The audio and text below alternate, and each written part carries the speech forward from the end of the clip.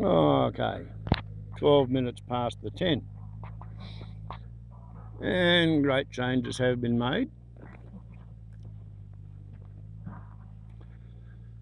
Marvellous what a difference a bit of paper makes. Once the fella making the slab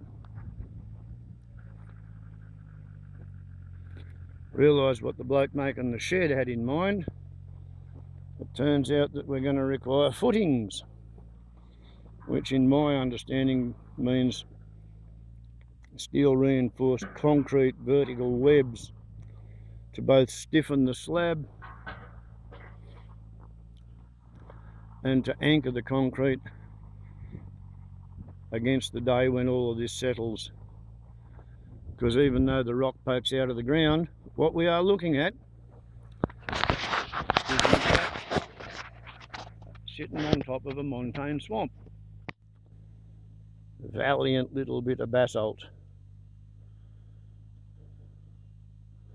These sharp-edged trapezoids, they are an absolutely natural feature around here, and somebody else liked them so much I found 3 of them big enough to be hand axes beside the root ball of one tree. Somebody picked them up, or maybe shaped them and put them there. Yeah, I'm bloody glad I never tried to figure out how to do this. It'd take 100 bloody years before I got the faintest idea of what was going on. Left to my own devices. And because it's going to take a long drought for this to dry out, the slip track is currently being enlarged to the tune of a concrete truck. So that's the latest.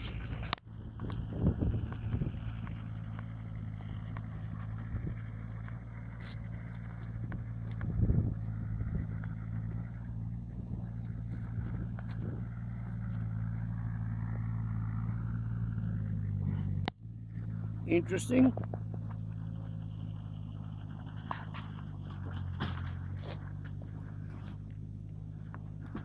Looky at that.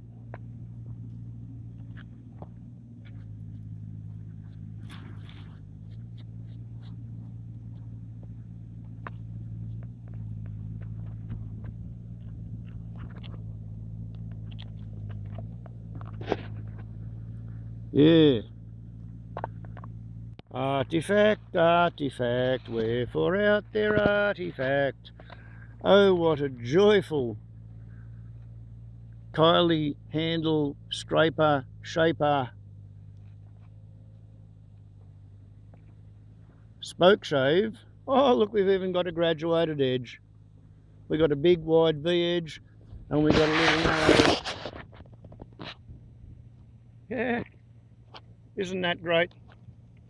Yeah, this is why I walk around very carefully on this hillside.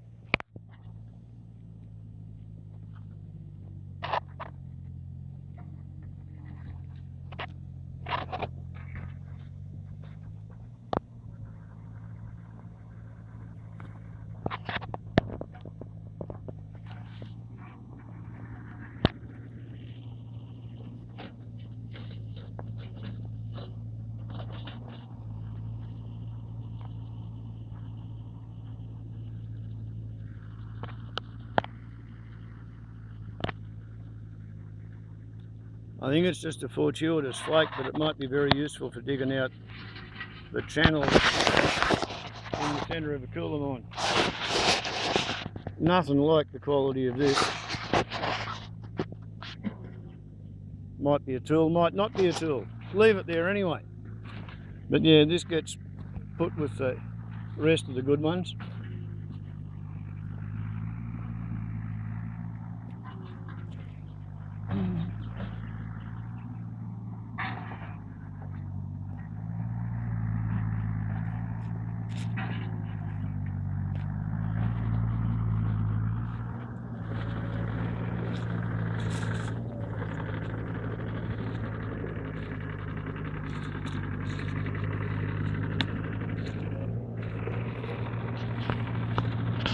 Now technically, if you wanted to try and make a boomerang, that would be the angle to try and cut it from.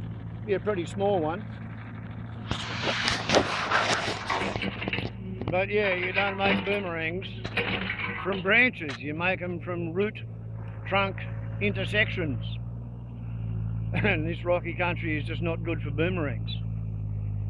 Too hard for the trees to fall down while they're in condition, and you can't dig into it unless you've got really big machinery.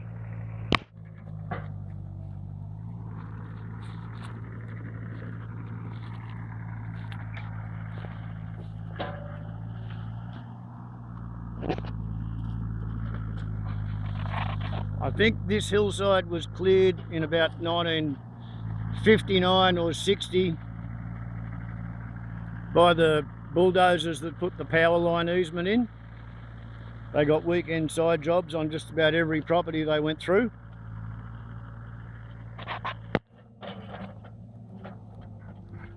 I'm glad I didn't have to do this with my little chainsaw. And I wonder how a truck full of concrete is going to go on this slippery bladey grass. But, yeah, got a bit of a slope, going to have a bit of a slide. Maybe, perhaps. Ideally, I won't be right.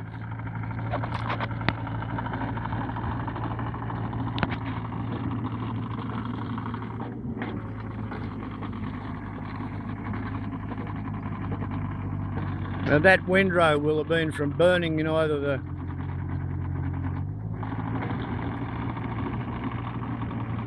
maybe 1930s, maybe 1880s, maybe 1950s, probably 1950s. I'd say the bulldozer has cleared ring-barked stumps, old ones. But yeah, that's a windrow that's been burnt. I think that might be too.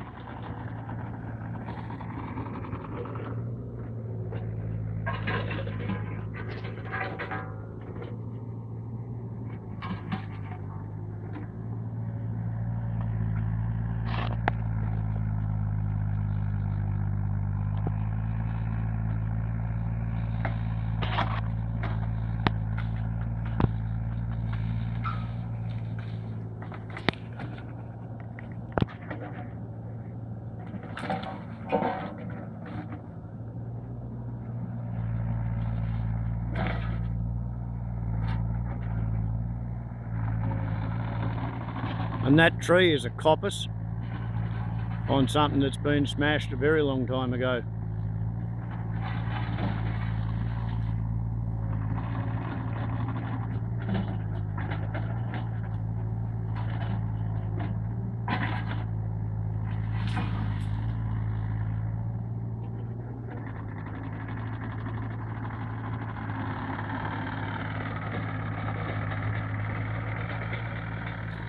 So, darling Dottar has got her wet weather driveway. Who would have thunk it?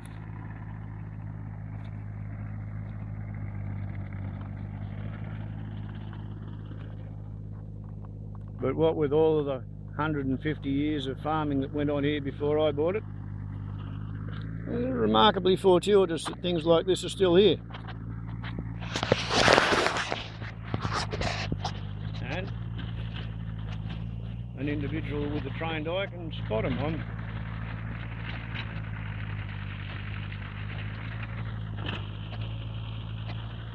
This spot here is not going to be as bad as down there, but it's still going to be pretty interesting. While we're here,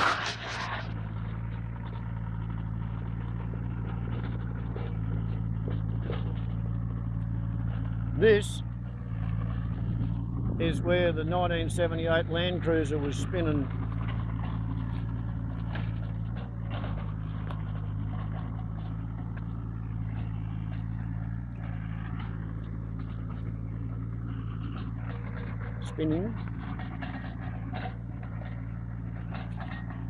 This is where the dual wheels stop spinning.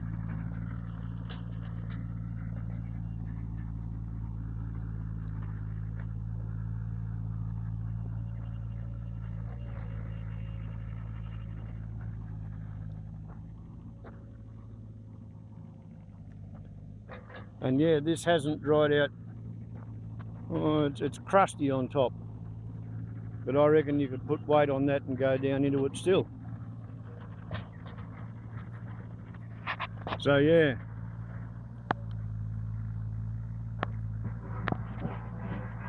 that could be something that really needs tea tree going into it.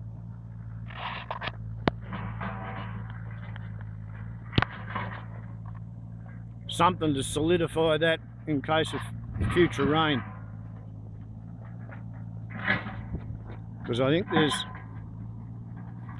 probably 10 tonnes of concrete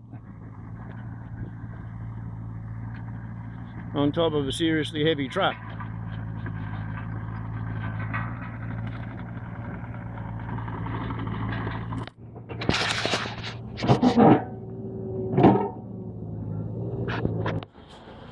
And there we see the steel of the reinforcing meant to go into those trenches to form a vertical web up the centre and up the two sides and stiffen up the slab. Finally done. Alright. I say.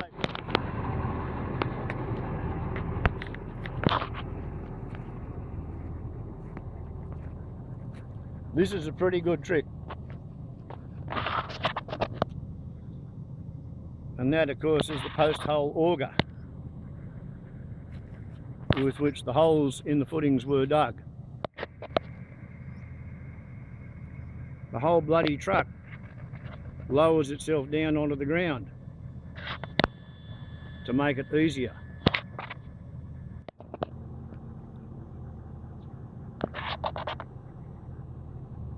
Much lower.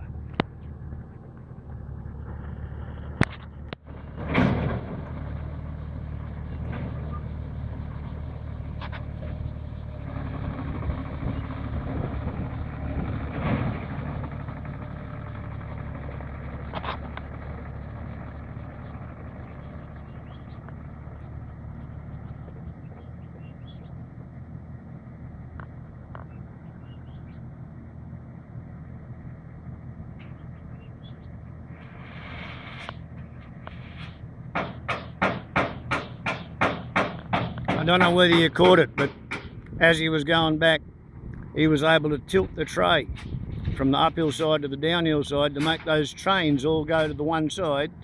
And then he lifted the front end of the tray up to slide them back down to the tailgate so they'd be easy for him to grab a hold of.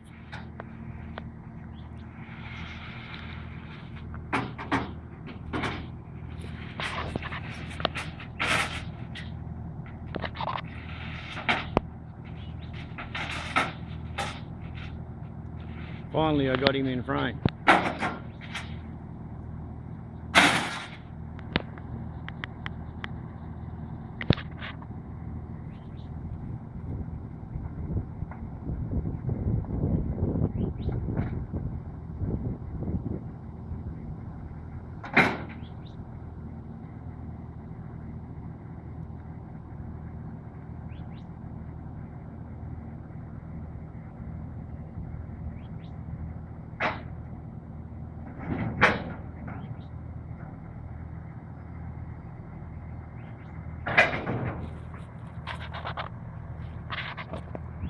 Not only, but also,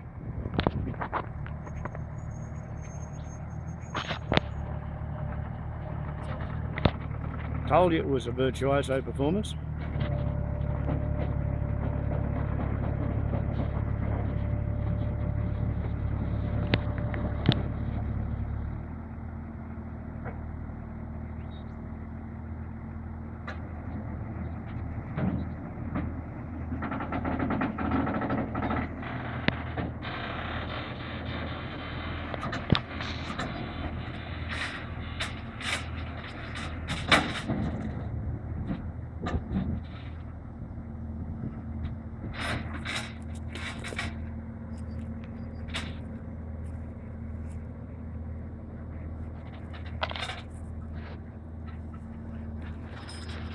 Wattle.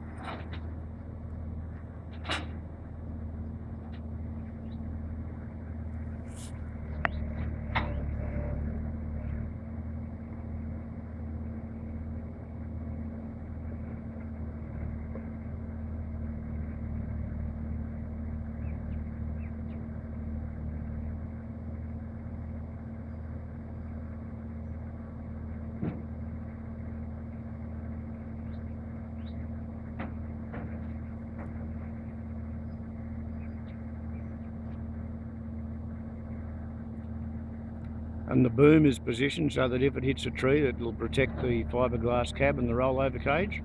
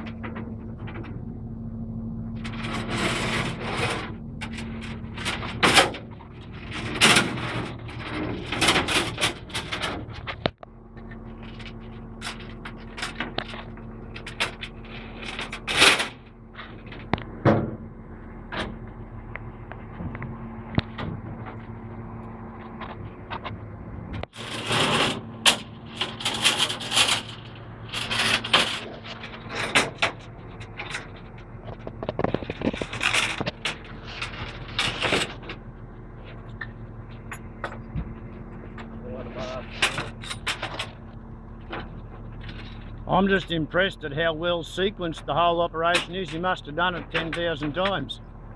Yeah. Yeah, that's a great setup. Oh, it is. It's just excellent. I love it. So simple, that's the beauty of it. Yeah, yeah.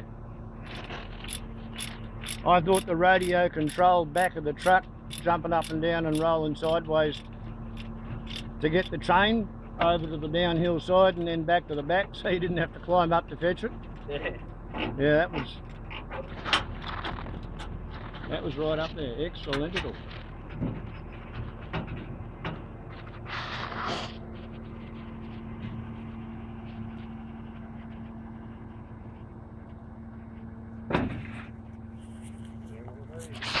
Yeah.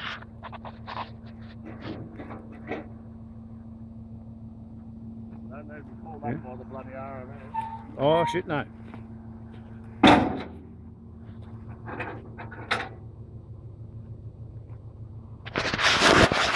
Okay, that'll probably end that movie. Warbles on a lot of YouTube. There we go. Ciao.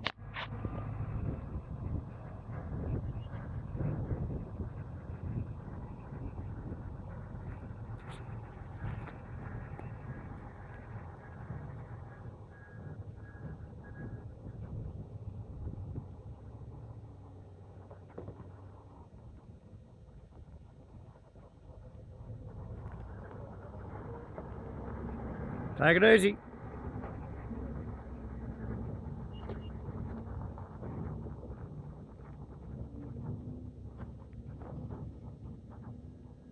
He really is good at his job.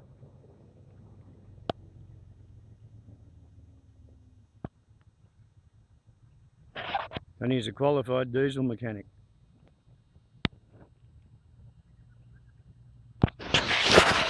So one morning a week, he goes down to his brother's place on the highway and he does registration inspections on diesels. As I understand it, could have that one wrong, but I think that's what happens. Anyway, Warbles on a lot of YouTube. Bonus extra footage. Ciao.